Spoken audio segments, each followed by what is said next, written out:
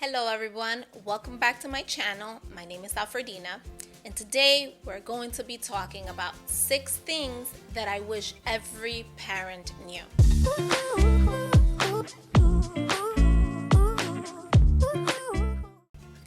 Number 1, I wish that all parents in the world understood and knew love and respect as being the main things when it comes to parenting and disciplining your children. A lot of times we get stuck in one of two extremes. Either we're super punitive and every interaction with our children is about, if you don't do this, I will take that away, or you can't do that, and all of these extra things that we're just punitive. Everything is a punishment, everything is a consequence. Or the other way, where I don't want to be that kind of parent, so I end up letting my kids just run amok and do everything that they want to do, and I do very little to really limit what they can or cannot do, which ultimately leads to you getting overwhelmed and then just exploding or yelling or punishing anyway. So instead of instead of you parenting from that place of either too strict or too permissive, you throw that out the window and focus on love and respect. You love your children and you respect them. A lot of times we speak to our children, we treat our children physically, emotionally, verbally, in every kind of way, in a way that we would never ever speak to or treat someone that we love and respect who's an adult. Somewhere along the line we've thrown out the acknowledgement that children are human beings and that they need to be respected and loved in that way. So where we would never tell our mom visiting, or our dad, or our spouse hopefully, or our friends, hurry up, we're late, you're always making me late. But we will do that to our 5-year-old, our 6-year-old, even our teenagers. We'll be like, you're making me late, let's go. And we speak in a very angry tone. And that's frankly disrespectful. If another adult spoke to you that way, you wouldn't want to comply. And that friendship wouldn't last very long. But we do that to our kids. And I feel like that is teaching them to be disrespectful. It is filling their hearts, rather than with love, with resentment towards us. And when you resent someone, and when you feel disrespected by someone, you don't want to be around them, one. And the last thing you want to do is respect them. So if we make sure that our interactions are laced with love and lots of respect, they're going to learn to respect us, because it's the currency that we've established in our relationship. I respect you, you respect me, and this is what it looks like. Our tones are sweet, our looks are lovingly, our limits are firm, and I mean what I say and I say what I mean, and I respect you. So when I say something, I go through with it. I'm not just saying, I'm gonna do that if you don't do this, I'm gonna do that if you don't do this.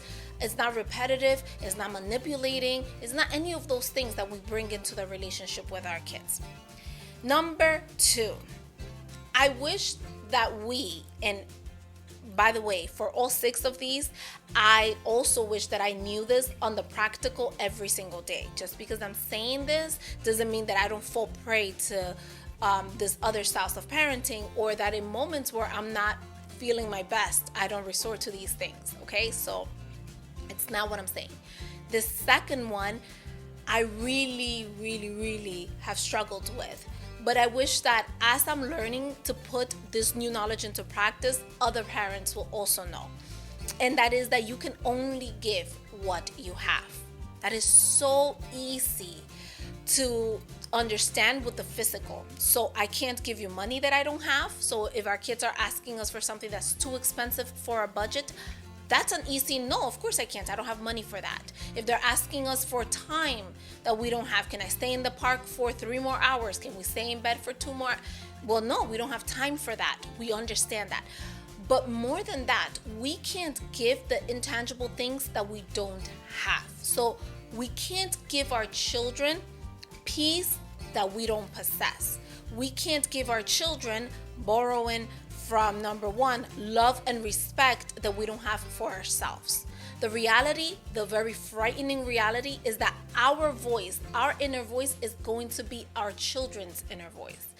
We would never say to our kids, "You're ugly, you're fat, you're getting old," but we say those things about ourselves. Sometimes our children hear us saying, "Well, I'm getting fat, I hate my body, I hate this, I hate that," and it's the normal self-talk.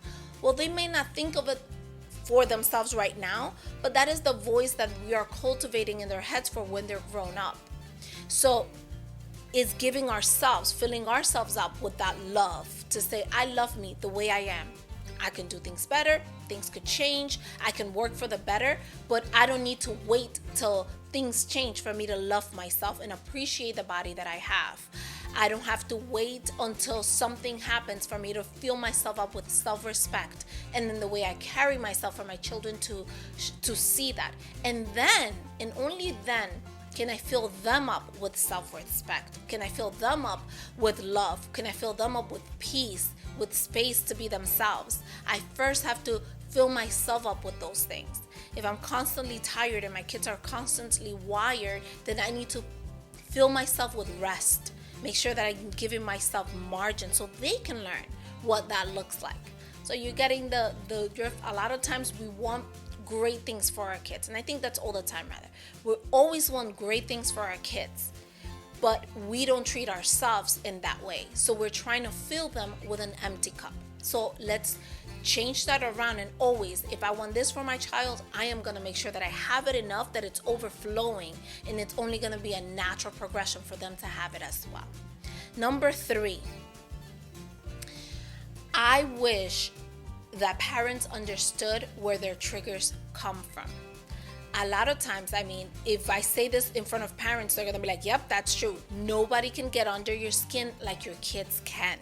They have the power to trigger us in an instant," right? And it's little things and all that. But the reality is that it's not our kids triggering us. It's our inner child who is hurt, who has gone through some things, who maybe needs to be loved and parented in a better or different way than what we were, that's being triggered by our children's actions. So we have a 2-year-old throwing tantrums and whining, and we are sitting there whining right along with them, acting like a 2-year-old or like a 5-year-old, or like, have you ever seen a mom and a dad arguing with a teenager? Suddenly it feels like it's 2 teenagers. Nobody's there in control of their emotions. We're just reacting to what they're giving because our little person inside wasn't raised in a way where maybe our feelings were accepted, that maybe our big emotions weren't accepted, maybe there was some neglect in our childhood that we need to heal from. So as your children grow, see what are those things that really trigger you from them, and then see what that reminds you of. What are the feelings that you're really responding to? Is it that perhaps when you acted that way, this is what you used to get in return? What is it? There's something always there that's deeper, and try to think of it that way. Take back the control of those feelings. Heal those things that you need to heal, whether that means you have to go to therapy, whether that means that you have to join a parenting group. Maybe it's a lack of knowledge, and so you need maybe some parenting classes or something. Or if your problem is anger management classes, anything you need to do to really take control of that. And remember that you're doing dual parenting. At the same time that you're parenting your children, you're also parenting yourself and the child inside. And that child is real and deserves the love and respect that your children do. And the more you raise them, then the more you're able to parent from a place of maturity, love, care, and compassion. The next one is number 4, which is modeling. We often hear it said, and I repeat this all the time, children don't do what you tell them, they do what you do. That's true, we need to model. But children don't just need our modeling. If we want our kids to be respectful, we need to be respectful to them. If we want them to eat healthy, we need to eat healthy. If we want them to be active, we need to be active. Not tell them how good it is, but show them how we do those good things that we feel are so good that now we're telling them they should do. We get that. But one thing that I that I've come across as my children have grown, I've always tried to model what respect looks like. But at one point, I'm noticing that there are no pleases, there are no thank yous, there are no appreciation. And the reality is that, yes, kids need us to live the message that we're trying to preach to them, but they also need us to instruct them. So they're gonna see mommy saying please, saying thank you, serving them, loving them, and doing these things for them and treating them kindly. So I expect that in return, but I also have to tell them and teach them how that looks like on the day-to-day. Your 5-year-old, your 3-year-old, your 10-year-old, they're not gonna wake up one day and say, well, these are the 5 ways my mother would like feel appreciated, or that adults receive respect, because what they need looks very different than what you need. So at the same time that we are showing them with our actions, we also need to be taking time throughout the day to explain and say, I just gave you this, I want you to say thank you, mommy, and not in a say thank you.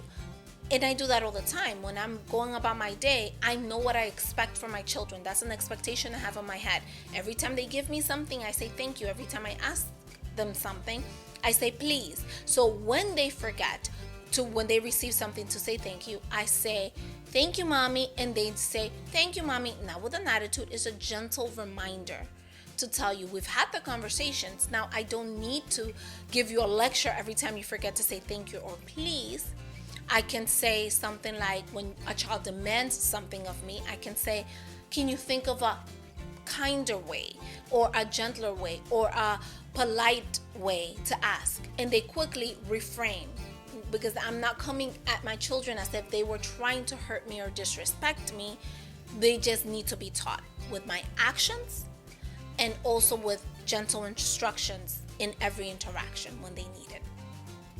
Another thing I would love and wish for all parents to know is that life can be great in parenting if you do it on purpose. If the way that you parent, that you don't fall into the rhythms of culture. I feel like in our culture today, it's okay, expected, and very normal for parents to just complain about everything about parenting. And it's never more clear than with young adults or teen kids when they're like, I'm never gonna have kids. That is too hard. That is too annoying. That is too this and that or the third. And I think it's a reflection on us. If we sit with parents, if I go out anywhere and there are other parents, and maybe in the park or with family members, we rarely sit there and talk about how great it was, the morning snuggles, or how proud you felt with your child when they overcame something or they did something great, or how amazing it was to help them through a trouble or teach them or build them or anything. We don't say those things. We talk about the terrible tantrums, and we talk about how they don't let us sleep and we're constantly worried, and how they never listen and all these things. And we paint this picture of parenting as if 24/7 life was just hard and difficult. Now there's seasons like that, especially when a child is switching right when you feel like I got this stage down, and then the child grows and now there's another stage that I have to relearn and re-walk them through. There are seasons that are tough, but if you make it a point to everything you do to be intentional in your parenting can be great. It can be fulfilling. It could be amazing and happy. And there is help out there for you if you are having a hard time. If you are just thinking that parenting is hard and is difficult and you're counting the minutes till your children are out of your house, there's fun to be had, there's good memories to be made, and there's just good interactions to be had every day. That's the point of this channel. That's the point of these videos, so that you learn those things, put them into practice, and turn your house into a heavenly little safe haven for your entire family. You can enjoy parenting. You can love it. You can be happy and fulfilled with it. And your children will benefit so much from feeling that love from their parents, that their parents are not constantly trying to just run away and be away from them. They will feel loved, and so they'll act better and be better for it. And the very last thing, it's something that I feel like within our society, it's a bad word, which is help. Help is good. It is not a bad word. It is not offensive. You need help. We were never meant to do this whole thing by ourselves. Never. We need the aunties and uncles and grandmas and grandpas and friends and play dates. And if you can afford it, you can get help for the cleaning, for the cooking, for the planning, for the shuttling kids back and forth. Help is good.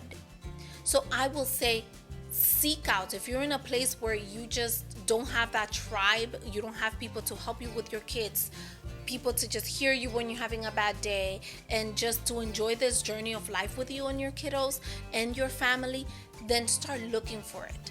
But as you look for it actively, search out and look. There's a lot of memes and little funny videos out there about mommy dating, where it's a mommy trying to find another mom to be like, do we vibe? Can we be friends? Do our kids like each other? This is great. While you're actively looking for your tribe, try to look around for what you already have.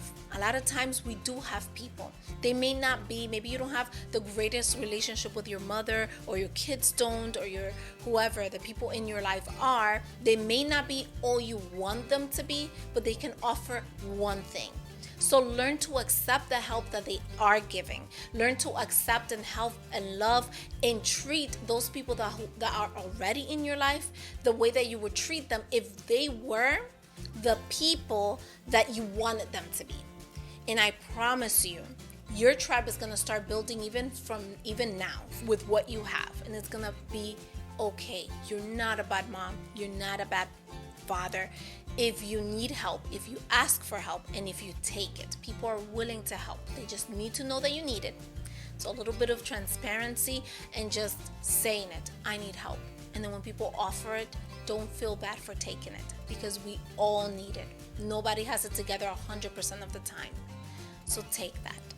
I hope that these 6 things are things that hopefully are not 100% new to you, but if you, like me, sometimes forget any of those in our day-to-day, I hope that today is a reminder for you to love yourself, love your parenting journey with your kids. We only have them for very limited time. And know that you are loved, you are cared for, you're amazing, and you're rocking at this. Have a great day. Like this video if there's anything in here that you liked, and share it with somebody that needs to hear it. Bye.